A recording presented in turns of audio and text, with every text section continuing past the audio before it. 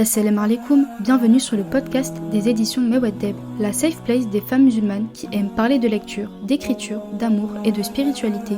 Moi, c'est Dounia, éditrice et éternelle amoureuse des livres.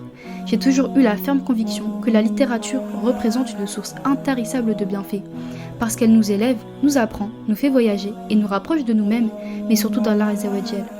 Si tu as toujours voulu sonder les miracles des mots, reste avec moi. À mon micro, j'essaye de les déchiffrer avec toi, en te partageant des astuces, des pensées et en donnant la parole aux belles plumes de notre communauté.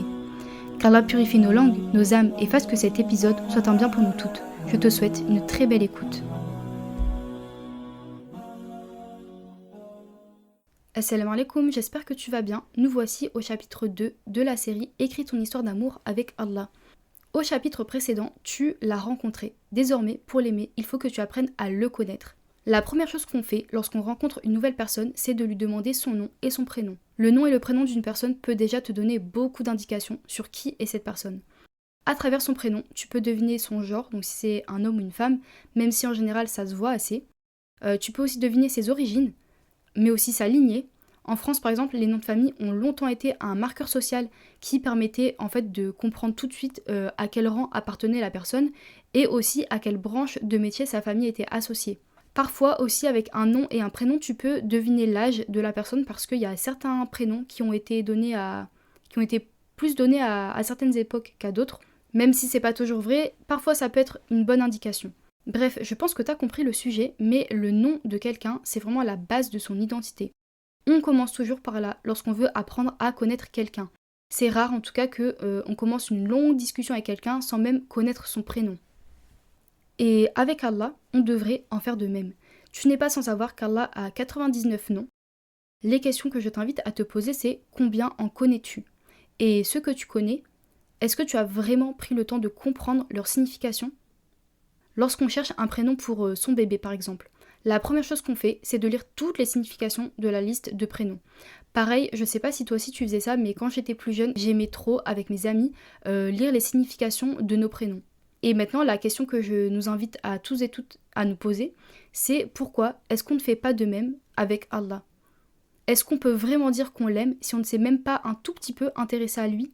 Aujourd'hui, pour le deuxième exercice d'écriture de la série Écris ton histoire d'amour avec Allah, j'aimerais qu'on fasse ensemble un exercice pour apprendre à le connaître, car c'est de cette manière qu'on réussira à l'aimer davantage. En fait, dans cet épisode, il y aura 2 exercices en un. Donc je t'invite à rester très très attentive jusqu'à la fin, Inch'Allah. Étape 1. Comprendre ses noms. La première étape de cet exercice consiste à choisir un nom d'Allah. Ensuite, ton travail sera de faire des recherches sur ce nom et de méditer dessus.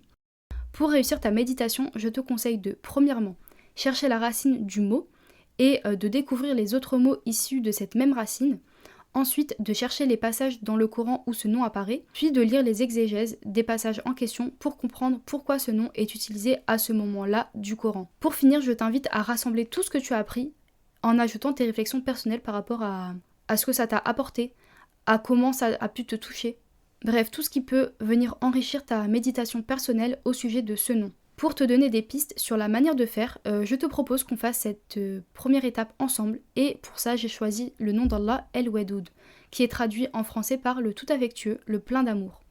Chez Mewaddeb, comme tu le sais, tout est question d'amour. Pour cet exercice, pour moi, c'était vraiment évident de choisir un des noms d'Allah directement en lien avec l'amour. Je pense aussi qu'il est vraiment essentiel d'associer Allah à ce sentiment, parce qu'il y a quelques jours, j'écoutais le témoignage d'une sœur qui expliquait pourquoi elle avait décidé de s'éloigner un peu de l'islam. Et en fait, elle expliquait que elle voyait Dieu comme un Dieu seulement qui juge et qui punit, et que de ce fait, elle n'était pas très épanouie dans la relation qu'elle entretenait avec Dieu. Et c'est pour ça qu'elle s'est éloignée petit à petit de l'islam, qu'Allah la guide à nouveau vers son droit chemin. Et ça m'a amené vraiment à me faire cette réflexion. Attention, vraiment, notre connaissance d'Allah ne sera jamais complète si on ne connaît pas tous ses noms. Allah est celui qui juge et qui châtie, mais c'est aussi celui qui aime et qui pardonne. On a vraiment tout intérêt à apprendre à le connaître et à méditer sur ses noms, parce que comme il le dit, « Je suis à l'image de ce que mon serviteur croit de moi. Libre à lui de croire de moi ce qu'il veut. » On s'en rend pas forcément compte, mais notre foi et notre pratique religieuse sont profondément liées à la manière dont on considère Dieu. On a vraiment tout à gagner à apprendre ses noms, notamment ceux qui renvoient à son amour, à sa bienveillance et à sa tendresse. Ces noms, lorsqu'on les connaît, suffisent à nous apaiser et à faire grandir notre amour pour lui. Ces noms peuvent aussi nous pousser à œuvrer dans son sentier, en cherchant à préserver l'amour, le woud dont il fait preuve envers nous. Comprendre et apprendre les noms d'Allah, c'est vraiment un moyen hyper efficace de se rapprocher de lui. Et d'ailleurs, Allah promet le paradis aux personnes qui connaissent tous ces noms. Et quand on dit connaître, c'est pas juste connaître, savoir les réciter, mais c'est surtout les avoir compris.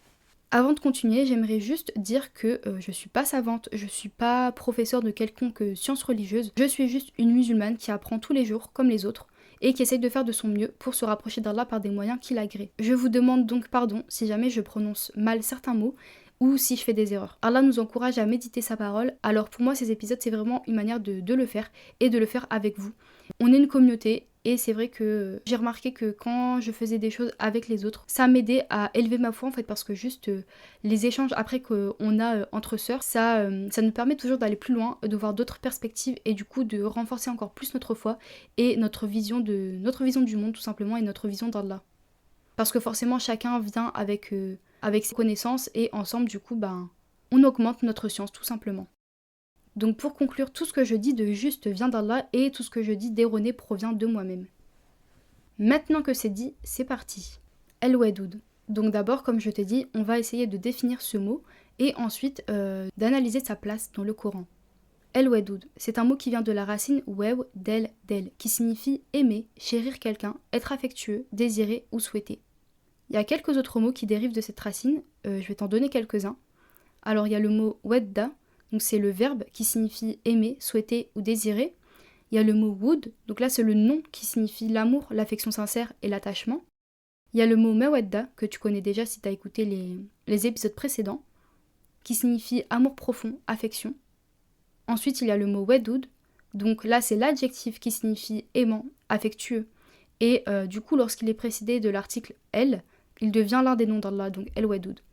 Ensuite j'ai aussi trouvé le mot Tawaddoud, donc ça c'est un nom verbal, donc un nom d'action, qui signifie manifester de l'affection ou de l'amour. Donc comme tu le sais peut-être déjà, l'arabe c'est vraiment une langue très très riche. Chaque mot a sa spécificité. La première chose que je me suis demandé du coup en méditant sur le mot wadoud, c'est pourquoi ce mot ? Parce que quand on pense à l'amour, en tout cas personnellement c'est mon cas, le premier mot qui me vient en tête en arabe c'est le mot hub. Alors pourquoi ce woud ? Du coup, j'ai fait quelques recherches et j'ai trouvé que les mots hub et wood étaient des synonymes, mais que leur utilisation différait selon le contexte. Donc premièrement, j'ai trouvé que on considère que le hub est un amour qui brûle et qui enflamme. À la racine du mot hub, il y a aussi une notion de fatigue, donc on pourrait comprendre par là que le hub, ça peut aussi être un amour qui fatigue, en tout cas qui n'est pas forcément sain ou bon pour nous. Alors que le wood, c'est un amour qui dure et qui apaise. D'ailleurs, à la racine wew del, j'ai aussi trouvé un dérivé de ce mot qui faisait référence à l'indulgence et à la patience. Et donc il y a vraiment par là cette idée d'un sentiment durable en fait. Donc un amour qui est à la fois durable et bienveillant. Ensuite, je t'ai dit juste avant qu'un des noms dérivés de la racine wew del était le mot tawaddoud, donc qui signifie manifester de l'affection ou de l'amour. Et cette manifestation d'amour suggère donc des actes. De manière générale, on peut donc considérer que le mot hub renvoie au sentiment, au fait d'aimer, tandis que le mot wood signifie la manifestation de cet amour par des actes. Donc là déjà, on a quelques pistes pour comprendre ce nom d'Allah. Parce que Allah, il aurait pu avoir comme nom El-Habib, mais il a choisi El-Wadoud. On comprend donc que El-Wadoud est un amour encore plus fort que celui qui peut être signifié à travers le mot hub. C'est pas juste un amour qui se ressent seulement, mais c'est aussi un amour qui se prouve. Et ici, Allah nous montre qu'il ne se contente pas de nous aimer, mais qu'il se charge aussi de témoigner cet amour en prenant soin de nous, en nous comblant de ses faveurs, en nous accordant ses bienfaits. Pour ce travail de méditation, je me suis pas mal aidée d'un livre qui s'appelle « Comprendre les noms d'Allah ». Je te mettrai un lien en description. Et voici ce qui y est dit au sujet d'El-Wadoud. El-Wadoud veut dire celui qui témoigne de l'affection pour sa création, par le biais de ses belles qualités, de ses grandes faveurs, de ses subtils bienfaits et de ses grâces, tant manifestes que secrètes. Il est Wadoud dans le sens qu'il aime et qu'il est aimé. Il éprouve de l'affection pour ses alliés et ses élus, tout comme eux l'adorent. C'est lui qui a une vive inclination pour eux et qui a mis l'amour dans leur cœur. Dès lors qu'ils le chérissent, il leur donne un autre amour en récompense pour le leur. À travers cette explication, on comprend aussi qu'Allah aime sa création, Mais si tu regardes bien, dans cette explication, on comprend qu'il accorde un amour spécial à ceux qui l'adorent. D'ailleurs, il y a un passage dans le Coran qui va dans ce sens-là aussi, et c'est un passage dans lequel le nom El-Wadoud apparaît. Donc ça se trouve à la sourate Hud au verset 90. Donc je cite « Et implorez le pardon de votre Seigneur, puis repentez-vous à lui. Mon Seigneur est certes miséricordieux et plein d'amour. » Ici, El-Wadoud est associé au nom Er-Rahim, le très miséricordieux. Il y a beaucoup d'encre qui a coulé chez les savants pour expliquer la différence entre les noms Er-Rahman et Er-Rahim. Certains savants ont avancé que Er-Rahman, c'était une forme de miséricorde qui était adressée à l'humanité entière, alors que Er-Rahim, c'est une forme de miséricorde qui est réservée seulement aux croyants. Donc ici, tu vois que El-Wadoud est associé à Er-Rahim et non à Er-Rahman, ce qui appuie du coup la réflexion qu'on s'est faite tout à l'heure par rapport au fait que El-Wadoud accordait un amour particulier et peut-être plus fort à ceux qui l'adorent et qui œuvrent dans son sentier. D'ailleurs, si tu remarques bien, dans ce verset, on parle de personnes qui se sont repenties et qui ont donc cherché le pardon d'Allah et sont revenus à lui, donc qui ont œuvré pour obtenir sa satisfaction et son amour. Donc pour mériter ce woud spécial d'Allah, nous aussi, on doit prouver notre amour pour Allah, non seulement en faisant des actes qu'il aime, mais aussi et surtout en les faisant pour lui, en mettant l'intention de diriger chacune de nos actions pour son amour. Une autre différence que j'ai trouvée entre ces deux mots, c'est que alors que le mot hub peut être aussi bien utilisé pour parler d'un amour noble que d'un amour néfaste, ce n'est pas le cas du mot woud. Par exemple, dans le Coran, le mot hub est utilisé pour parler de l'amour qu'on éprouve envers Dieu. Par exemple, dans la sourate Al-Imran, au verset 31, on a dit « Si vous aimez vraiment Allah, suivez-moi, Allah vous aimera alors et vous pardonnera vos péchés.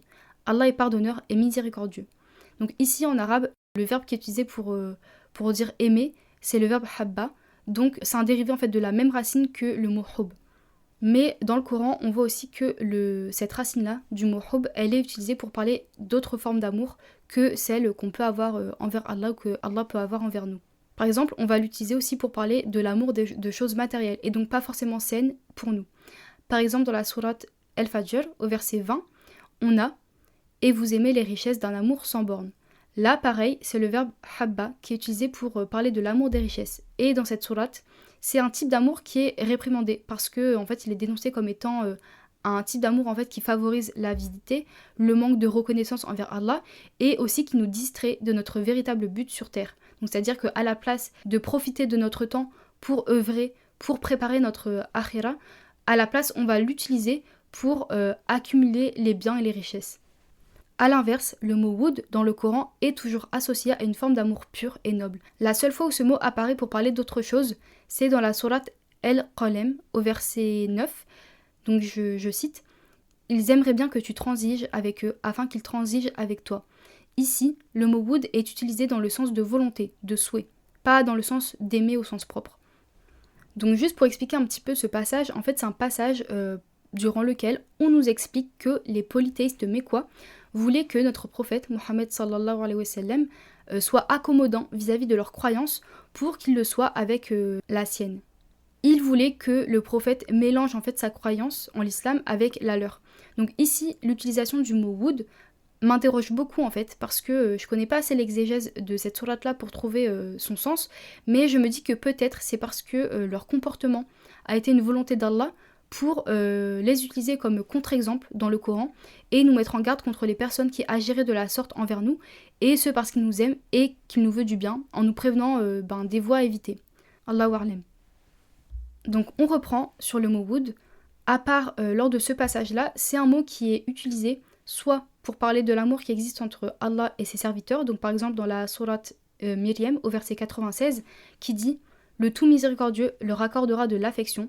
Et donc là, le mot qui est utilisé en arabe, c'est le mot woud.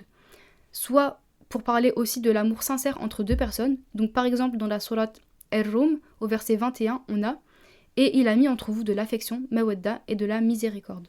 Ensuite, on peut aussi retrouver ce mot woud pour qualifier Allah, donc avec le nom El-Wadoud qui apparaît 2 fois dans le Coran, une fois dans la sourate Hud au verset 90, et implorez le pardon de votre Seigneur, puis repentez-vous à lui. Mon Seigneur est certes miséricordieux et plein d'amour. Et dans la sourate El-Buruj, verset 14, et c'est lui, le pardonneur, le plein d'amour.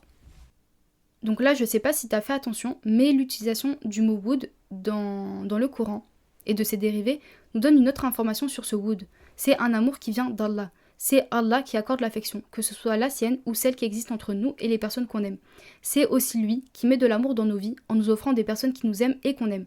C'est aussi lui qui nous octroie la capacité d'aimer et on comprend ici que cette capacité d'aimer, on doit s'efforcer de la mettre à son service pour accomplir notre mission sur terre qui est de l'adorer. Allah est celui dont l'amour noble découle et si on veut cultiver cet amour-là, c'est lui qu'on doit aimer le plus, comme lui est celui qui nous aime le plus. L'amour d'Allah est un cercle vertueux. Il nous offre son amour et distille en nous la volonté de chérir cet amour par des actes, en agissant pour lui et pour son amour. Et en retour, Allah nous aime encore plus et multiplie aussi l'amour dans nos vies. Subhanallah. El-Woud, donc, c'est un amour noble parce qu'il provient d'Allah. D'ailleurs, comme on dit, ce qui est rare est cher. Et j'ai fait quelques recherches, et je me trompe peut-être, mais j'ai trouvé que dans le Coran, le mot Woud et ses dérivés apparaissent seulement 4 fois, comme on vient de le voir, tandis que le mot Hub et ses dérivés apparaissent dans le Coran 69 fois. Donc le fait que ce mot apparaisse si peu de fois dans le Coran, ça lui donne encore plus de valeur. D'autant plus que sur les 4 fois où il apparaît, il est utilisé 2 fois pour qualifier Allah. C'est comme si El-Woud avait été spécialement créé pour l'adoration d'Allah. D'ailleurs dans la sourate El-Qalem, donc la seule fois où ce mot n'est pas utilisé pour parler directement de l'amour d'Allah, ou de l'amour qu'Allah fait naître en nous, tu remarques que ce mot est utilisé dans un contexte où on parle d'adoration. Donc subhanallah, il y a vraiment une sagesse derrière chaque mot. Donc El-Woud finalement, c'est aussi l'amour le plus naturel qu'on peut ressentir parce que le cœur est naturellement disposé à aimer celui qui lui fait du bien. Et Allah est certainement celui qui nous fait le plus de bien. Encore faut-il s'en rendre compte et faire preuve de reconnaissance envers lui. En parlant d'amour naturel, on revient encore à cette notion d'adoration. Notre nature originelle, donc notre fitra, en tant qu'être humain, c'est de croire en Allah et d'aller vers lui. Ce woud serait peut-être un outil gracieusement offert par notre Créateur pour nous aider à accomplir cette quête. Parce qu'en suscitant ce woud en nous, comme on l'a dit aussi au début, Allah nous pousse à le satisfaire pour lui rendre cet amour. De même, le fait d'avoir autour de nous de la mawadda insuffle en nous un sentiment d'apaisement, de douceur de vivre et de reconnaissance qu'on a envie de redistribuer autour de nous et aussi auprès d'Allah. D'ailleurs, parmi les explications du livre que j'ai cité tout à l'heure, il y a, je cite, « El-Wadoud est celui qui aime ses serviteurs bien-aimés, d'un amour qui ne ressemble pas à celui des créatures, tout comme aucun de ses attributs sublimes et ses actes parfaits ne ressemblent à ceux des créatures. L'amour envers lui, que possèdent les pieux, ne ressemble à aucun autre amour également. C'est pour cela que l'amour d'Allah est l'origine et la base de l'adoration. C'est un amour qui devance et surpasse tous les autres types d'amour. C'est de cet amour que découlent les autres types d'amour, alors qu'aucun autre type d'amour est comparable à cet amour. Personne ne pourra jamais nous aimer aussi fort qu'El-Wadoud, parce que c'est lui qui détient cet attribut dans son absolu. Même la personne qui nous aime le plus sur terre ne pourrait en faire autant. Allah prend soin de nous à chaque instant, alors que nos bien-aimés n'ont pas cette capacité. En tant qu'être humain, l'amour qu'on donne aux autres est limité. On a beau aimer une personne du plus profond de notre âme et penser à elle très souvent, au cours de la journée, il y a forcément des moments où cette personne n'occupera pas notre esprit. De plus, c'est impossible d'être constamment présent auprès de l'autre, alors qu'Allah, lui, c'est l'omniprésent. L'amour qu'on donne et qu'on reçoit des autres vient d'Allah, mais il est limité parce que seul lui détient cette capacité d'aimer pleinement, sans limite et à chaque instant. El-Wadoud, c'est donc celui qui aime ses créatures d'un amour incommensurable et plus particulièrement celles qui l'adorent et agissent dans son sentier qui œuvrent pour mériter son amour. Maintenant que ce nom est un peu plus clair à nos yeux, on va essayer d'aller un peu plus loin. Donc comme les versets du Coran conversent entre eux, les noms d'Allah aussi dialoguent entre eux. Comme je te le disais au début, on ne connaîtra jamais assez Allah tant qu'on n'aura pas compris tous ces noms. Et connaître ces noms, ça implique de les comprendre et de comprendre comment ils se complètent. Tout à l'heure, on a mentionné 2 versets dans lesquels le nom El-Wadoud apparaît. Donc dans la sourate Hud, avec le verset « Et implorez le pardon de votre Seigneur, puis repentez-vous à lui. Mon Seigneur est certes miséricordieux et plein d'amour. » Et dans la sourate El-Buruj, avec le verset « C'est lui le pardonneur, le plein d'amour. » Ce qui est intéressant dans ces 2 versets, c'est que le nom El-Wadoud est associé à 2 autres noms d'Allah. Donc d'abord on a El-Rahim, le tout miséricordieux, et El-Ghafur, le grand pardonneur. Dans ces 2 noms, on retrouve la notion de miséricorde. Déjà, ça nous met sur la piste que l'amour et le pardon sont 2 grandes valeurs qui sont liées.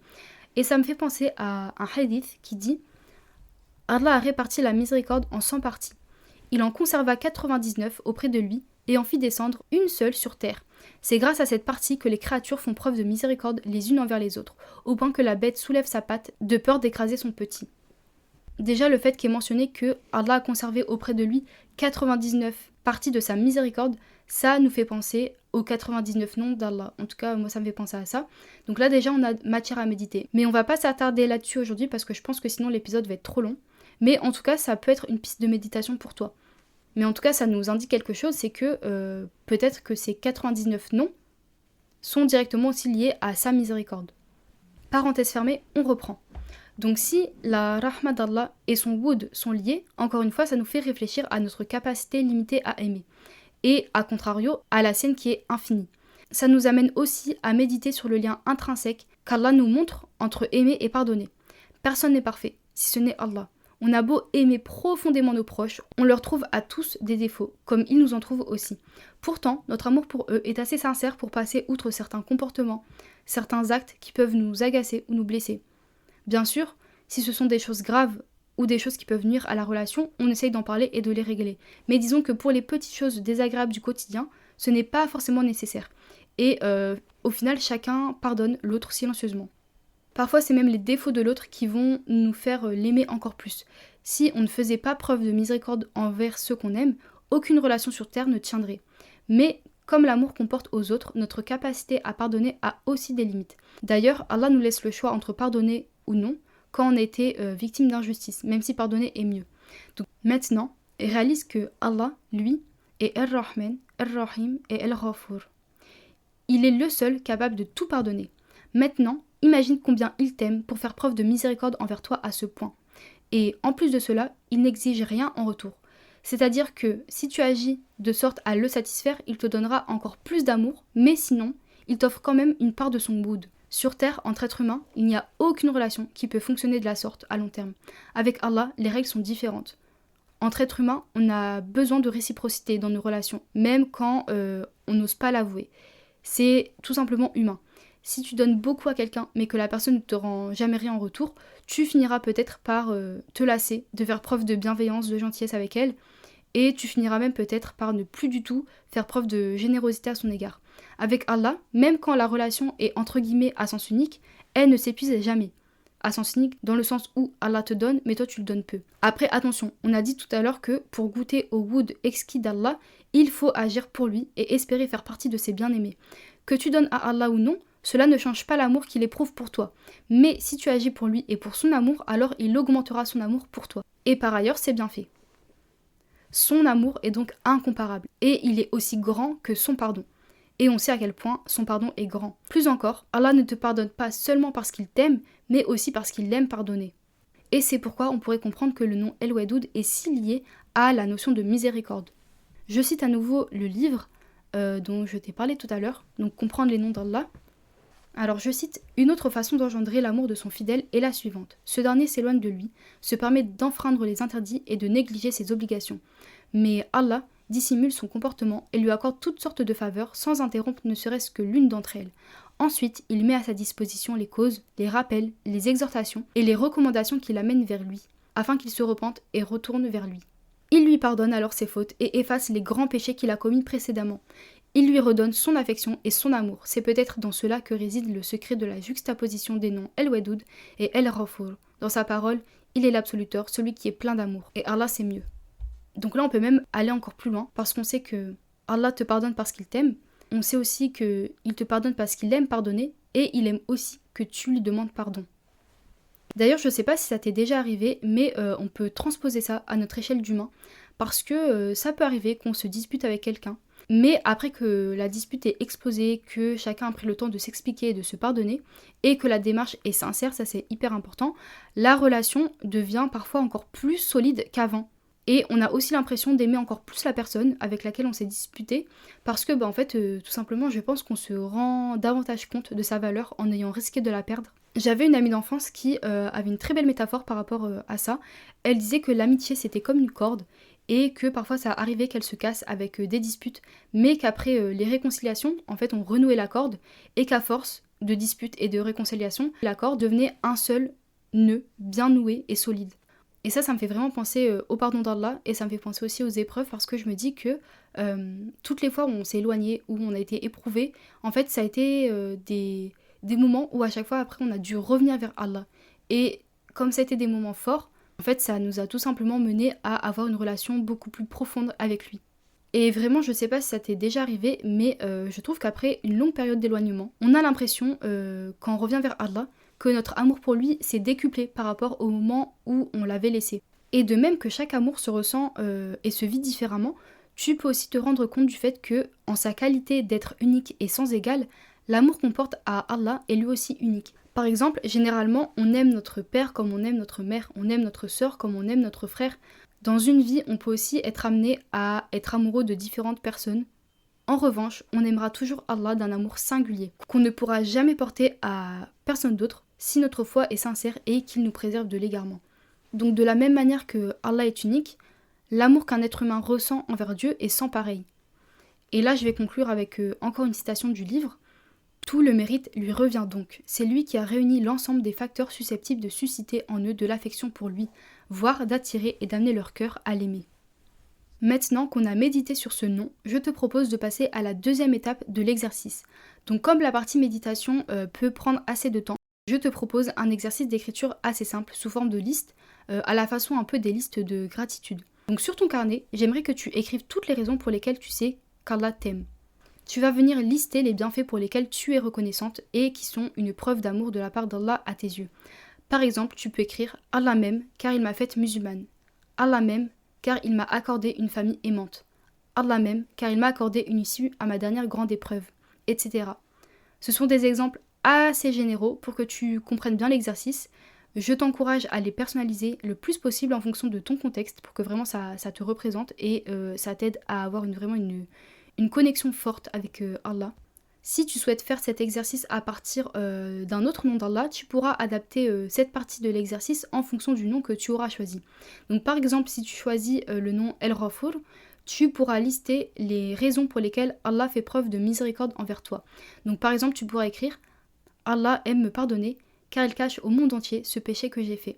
Allah est pardonneur car il me permet de revenir vers lui même après que je me sois éloignée, etc. » Le but, c'est vraiment de faire une liste et de lister tous les bienfaits qu'Allah fait descendre sur toi en rapport directement avec les concepts qui sont sous-jacents au nom que tu auras médité. Et ce, dans l'unique but d'augmenter ton amour pour lui. Donc juste pour rappel, si tu veux méditer sur un autre nom d'Allah, je te conseille la méthode que je t'ai expliquée en début d'épisode, donc en cherchant la racine du mot, et les exégèses des passages du Coran dans lesquels ce nom d'Allah apparaît. Mais si tu préfères quelque chose de moins théorique, tu peux aussi méditer en te posant ces questions. Qu'est-ce que ce nom t'inspire ? Comment peux-tu voir ce nom se manifester dans ta vie ? Comment ce nom peut-il renforcer ton amour pour lui ? Quelles actions tu peux mettre en place pour qu'Allah t'aime davantage ? Pour finir, n'oublie pas de parfaire ton exercice avec la doua de ton choix en invoquant Allah par le nom que tu auras choisi. Avant de te laisser, j'aimerais te suggérer un exercice bonus que tu pourras faire à la toute fin. On a compris au cours de cet épisode qu'il était important d'œuvrer pour gagner l'amour d'Allah et que c'est ceux dont la foi s'est élargie en actes qui ont la plus belle place à ses côtés. En bonus, je t'invite à chercher une action qu'Allah aime pour la mettre en application avec l'intention sincère de l'effectuer pour lui et pour son amour. En lien avec nos réflexions du jour, je te donne une piste. Dans un verset que tu pourras retrouver dans la sourate Al-Baqarah, Allah aime ceux qui se repentent constamment et il aime ceux qui se purifient. Verset 222. Pour t'aider à faire cet exercice bonus, je te conseille fortement le livre Allah aime de l'imam Omar Suleiman qui liste 30 moyens pour gagner l'amour d'Allah. Il est simple et agréable à lire, je te laisserai aussi un lien en description. Sur ces mots, je te dis à la semaine prochaine, Inch'Allah, pour écrire le chapitre 3 de ton histoire d'amour avec Allah. Prends soin de toi.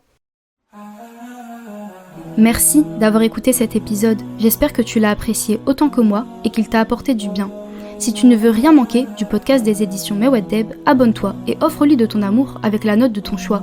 Si tu es un peu plus romantique, laisse-lui un mot doux dans l'espace commentaire ou bien par mail ou via nos réseaux sociaux. On se retrouve très bientôt pour un nouvel épisode.